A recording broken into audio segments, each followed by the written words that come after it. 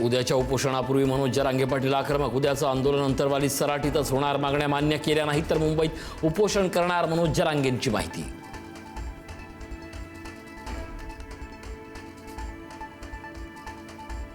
जालना पोलिसांच्या सुट्ट्या 5 सप्टेंबरपर्यंत रद्द. मनोज जरांगेंच्या आंदोलनाच्या पार्श्वभूमीवर सुट्ट्या रद्द. 1000 पोलीस कर्मचारी आंदोलनावेळी असणार तैनात.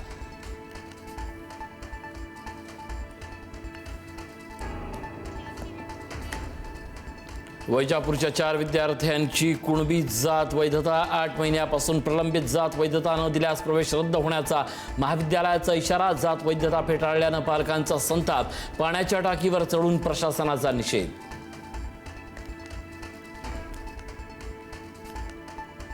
मराठी शिकण्यास मुदतवाढ दिल्यानंतर गोरेगावात जल्लोषात मराठी रिक्षा टॅक्सी चालक सहभागी. जल्लोषात हिंदी आणि भोजपुरी गाणी वाजवल्यानं वाद निर्माण होण्याची शक्यता.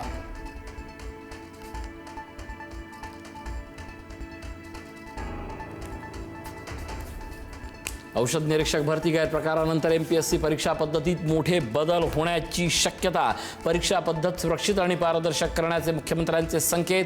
गैरप्रकार करणारा कोणत्याही पक्षाचा असला तरी कारवाई होणार, मुख्यमंत्र्यांचा इशारा.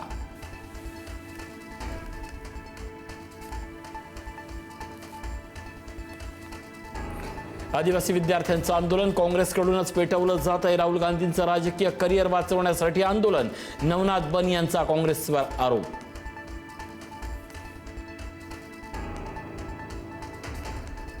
भाजप नेते आणि मंत्री जयकुमार गोरेंचे बंधू शिवसेनेत प्रवेश करण्याचा अंदाज. भाजपमधील अंतर्गत घडामोडींवर शेखर गोरे नाराज. 1 सप्टेंबरला शेखर गोरेंच्या शिवसेना प्रवेशाची शक्यता.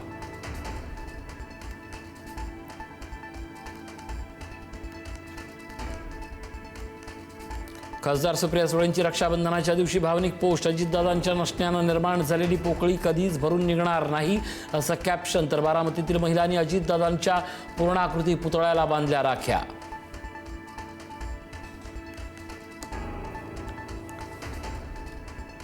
मुंबई पोलिसांच्या गाडीचा गैरव्यापार झाल्याचा प्रकार. पोलिसांच्या वाहनासोबत रील करणाऱ्या तरुणाचा व्हिडिओ व्हायरल. मुंबई पोलिसांची वाहनं किती सुरक्षित, सवाल उपस्थित.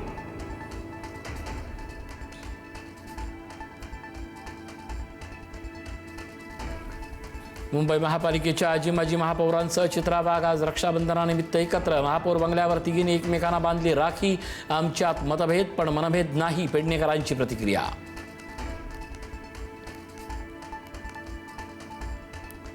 पिंपरी चिंचवडमधील शिल्पा गवारे आत्महत्या प्रकरण फास्ट ट्रॅक कोर्टात चालणार. मुख्यमंत्री फडणवीसांचं आश्वासन.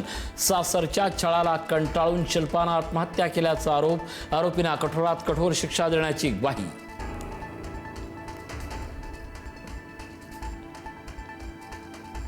शहापूरच्या आश्रमशाळेत विद्यार्थिनींचा विनयभंग. आश्रमशाळेतील आरोपी कर्मचाऱ्यांवर गुन्हा दाखल. विद्यार्थिनींच्या सुरक्षेवर गंभीर सवाल.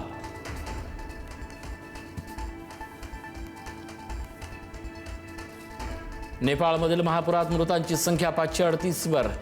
1,500हून अधिक लोक बेपत्ता तर 290 भारतीय नागरिकांशी संपर्क तुटला.